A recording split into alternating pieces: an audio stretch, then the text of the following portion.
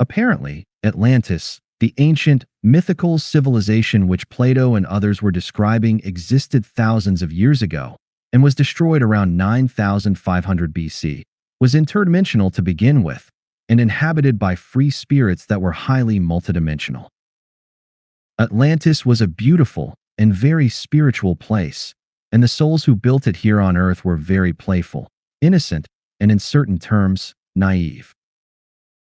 Anu, who wanted to play God and was a very power-hungry and smart being, mingled with the Atlanteans, noticed their free spirit, and decided to trap them.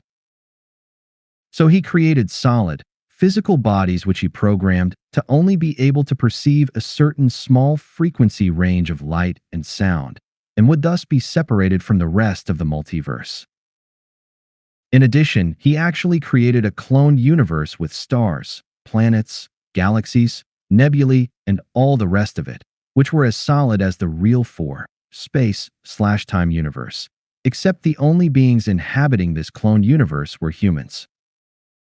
In other words, he successively created his own version of bodies based on the human template and seeded his own universe with these bodies. According to James, 3D is only existing as a creation of Anu. The real universe is a multiverse with multiple dimensions which interact with each other to enable its multidimensional inhabitants to have as rich experiences as possible. Now, Anu wanted to trap these free spirits of Atlantis into the three-dimensional bodies to lower their frequency and make them his slaves. How could he do that? Why would free spirits even consider entering solid bodies with such great limitations? For Anu, the answer was easy. He simply programmed the bodies with images and 3D movies. He created something most easily described as a CD running in a constant loop, showing attractive pictures and realities that would interest a curious, naive spirit. Furthermore, James says that Anu is no longer here. Then, he chose a few souls and talked them into testing his bodies. His guinea pigs were probably reluctant at first, but at the same time curious, and Anu was apparently quite glib and convincing and managed to have a few spirits try the bodies. Due to the fascinating experience, the test subjects told the rest that this was very fun and interesting, and most of the remaining spirits entered the bodies as well. At that point, Anu closed the trap. Since then, we have been trapped in the third dimension, looking up at a universe which is a clone of the real one, sparse of life, and only seeded with biominds/biokinds whom Anu created.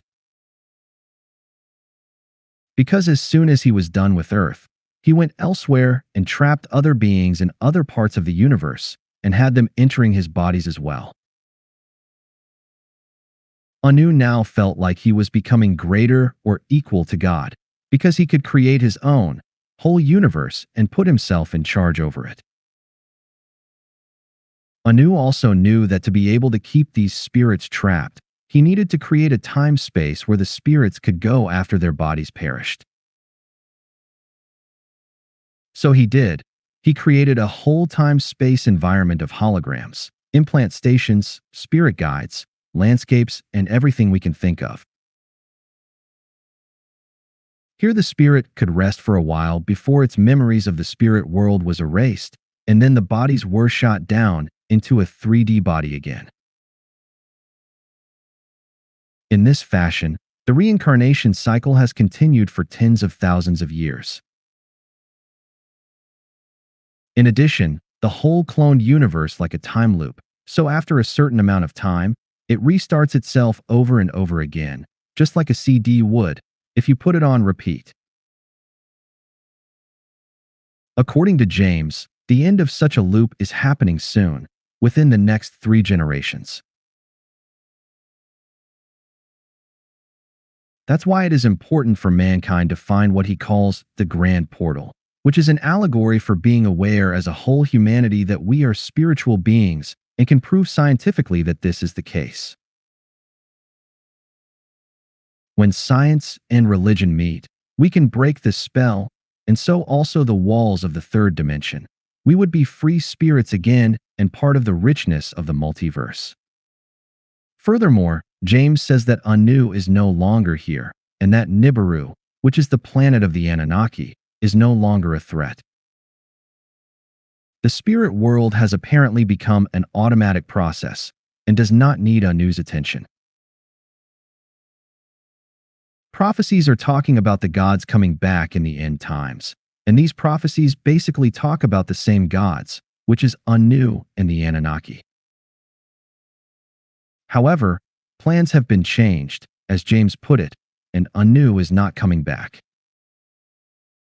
This is apparently the good news, and we're left on our own to figure out how to get out of the trap.